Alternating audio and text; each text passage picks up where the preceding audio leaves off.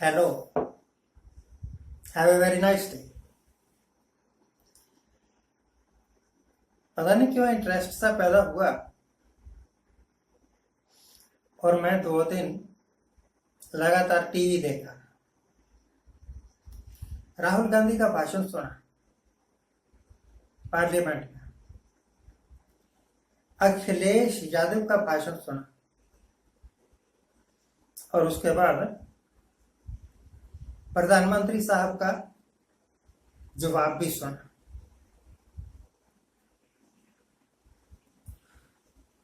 मैं अगर total number 10 हो तो मैं राहुल को 10 में से 9 नंबर दूंगा, अखिलेश यादव को 10 में से 7 नंबर दूंगा। 3 नंबर इस करके काटे क्योंकि वो सिर्फ यूपी पर ही बोले। पूरा देश, हिंदुस्तान बहुत बड़ा है,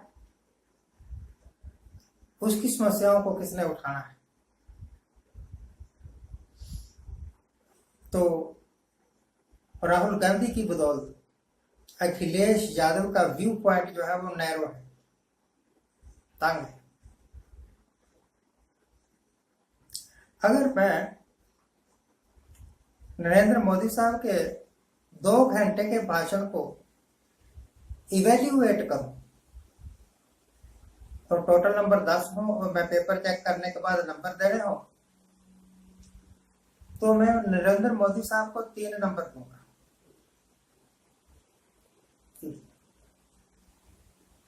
7 नंबर इस करके काटूंगा क्योंकि जो कुछ भी उन्होंने 2 घंटे में बोला उसमें नया कुछ नहीं था। अरे भाई, आप पार्लियामेंट में प्रेसिडेंट के भाषण के ऊपर धन्यवाद प्रस्ताव पर बोल रहे हैं, कोई रैली को संबोधित नहीं कर रहे, कोई इलेक्शन का टाइम थोड़ा है। कांग्रेस ने ये नहीं कहा, नेहरू ने ये नहीं किया, वो मान लिया। नेहरू फेल, इंदिरा गांधी फेल, सारे कांग्रेसी प्राइम मिनिस्टर और सारे कांग्रेसी चीफ मिनिस्टर और सारे कांग्रेस के टाइम के क्या बोलते हैं गवर्नर और प्रेसिडेंट सब फेल। ऐसे समझ लो कि वो अनपढ़ थे, वो गवार थे, उनको कोई काम नहीं करना आता। पिछले 10 साल में आपने जो कुछ बोला उसका लबोलवाब यह है कि कांग्रेस का हर एक आदमी, चाहे वो प्रधानमंत्री हो, चाहे कांग्रेस के द्वारा बनाया गया राष्ट्रपति हो, चाहे गवर्नर हो, सब उजाड़ था, गवार था, बेवकूफ था, स्कूल का मुंह नहीं देखा था। उनको पता ही नहीं था कि देश को चलाना कैसे है, देश तरक्की कैसे करेगा। हम ये बात मान गए, आपके इस करके मान गए, जितने नैरो माइंडेड आप है उतने नैरो माइंडेड अगर हम हो जाए तो भैया 84 में इन्होंने सिखों के साथ ये किया था, इस करके इनको गाली देना हमारा परम धर्म है। तो आप बताइए कि 10 साल का टाइम थोड़ा नहीं होता। वो तो उजाड़ थे, वो तो बेवकूफ थे, वो तो अनपढ़ थे, वो तो गवार थे, उनको तो काम करना ही नहीं आया पिछले 60-70 साल में। आपको तो करना आया। फिर आपके राज में इतने बड़े बड़े डिजास्टर क्यों हुए? नोटबंदी के बाद वाला डिजास्टर, कोविड के टाइम का डिजास्टर, चाइना के बारे में कहा था कि कोई देश में नहीं घुसा है। इतना बड़ा झूठ आपने क्यों बोला? आप तो सत्यवादी हरिश्चंद्र हो, आपका तो भगवान के साथ डायरेक्ट लिंक है, रोज बातचीत होती है। भगवान ने आपको बताया नहीं कि भाई नरेंद्र मोदी साहब जो कुछ आप कर रहे हैं वो गलत है, जवाब देना मुश्किल हो जाएगा। अब कल्पना करो कि अगर इन्होंने अपने चमचे पत्रकारों को बुला के धड़ाधड़ इंटरव्यू ना दिए होते और उनमें बेतुकी बातें ना की हुई होती। जैसे सबसे बड़ी बेतुकी बात है कि मैं बायोलॉजिकली पैदा नहीं हुआ, पता नहीं क्या कहा था। लोग ये कहते हैं कि मोदी साहब कहते हैं कि मेरा जन्म बायोलॉजिकल नहीं है, मेरा डायरेक्ट भगवान के साथ रिश्ता है, भगवान ने डायरेक्ट भेजा है जी हिंदुस्तान का बेड़ा गर्क करने के लिए।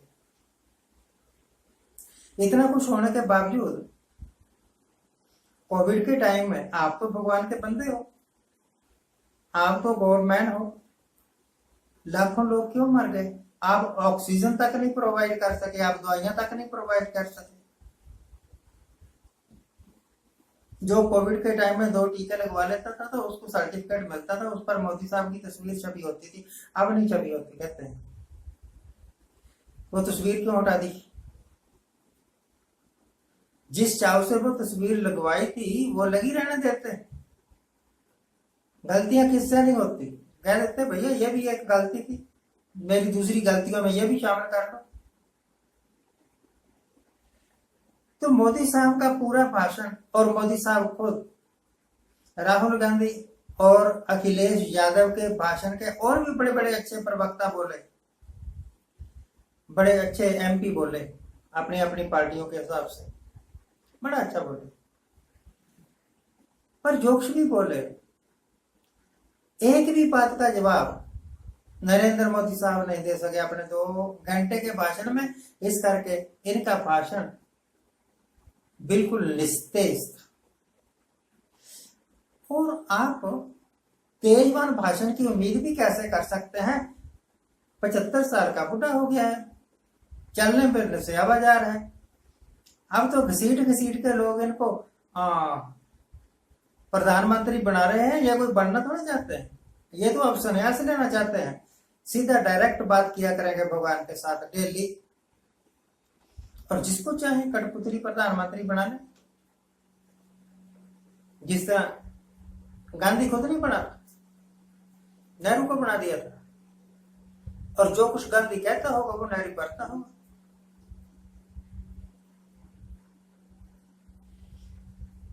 सिखों को कभी भी कांग्रेस की एक वीडियो देखा मैं, तो भाई साहब बोले कि सिख आरएसएस से बड़ी नफरत करते हैं। डेली उनके वीडियो आते हैं।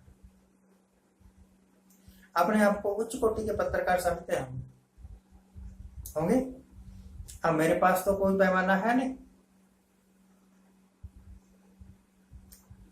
कि मैं कह दूं कि ये उच्च कोटि का पत्रकार है, ये नीच कोटि का पत्रकार है। कोटि मैंने दर्ज है। कहने लगे कि सिख आरएसएस से नफरत करते हैं, सिख बीजेपी से नफरत करते हैं। अरे भैया, हमने तो कांग्रेसियों से भी नफरत नहीं की जिन्होंने हमारा 84 में कत्लेआम करवाया। हम क्यों करेंगे आरएसएस से नफरत? हम क्यों करेंगे बीजेपी से नफरत? हम किसी तीसरे चौथे ना को बैरी ना है बेगाना, सगल संग हमको बने आई। हमारे वास्ते तो सभी मित्र हैं, परंतु गुरुद्वारे में आके, गोल्डन टेम्पल में आके अगर योगा करने लग जाएंगी आपकी लड़कियां, तब आप मित्र नहीं है, तब आपको जूतों की कसर है, तब आपकी सेवा होनी चाहिए, तब आपको जेल में भेजना चाहिए।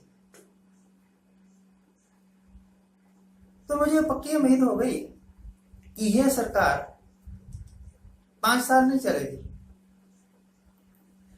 और इस सरकार को चलने नहीं देंगे ये, क्योंकि जिस तरह के बीज इन्होंने बोए हैं ना नरेंद्र मोदी साहब ने पिछले 5 साल में, ईडी के द्वारा, सीबीआई के द्वारा, वो अब वृक्ष बन गए, अब वो फल देने वाले हैं। अब भैया बोए पेड़ बबूल के तो आम कहां से खाए? मोदी साहब, जो कुछ आपने बोया है वही फसल आपको काटने है। अपमान किया है तो अपमान होगा, लोगों को दुख दिया है तो आपको दुख मिलेगा। इंतजार करो, आपके विरुद्ध FIR भी होंगे, आपकी इंक्वायरियां भी होंगी और धड़ाधड़ आपके ऊपर केस भी बनेंगे। Just wait and watch. Thank you very much for watching. Keep watching. Please subscribe my channel.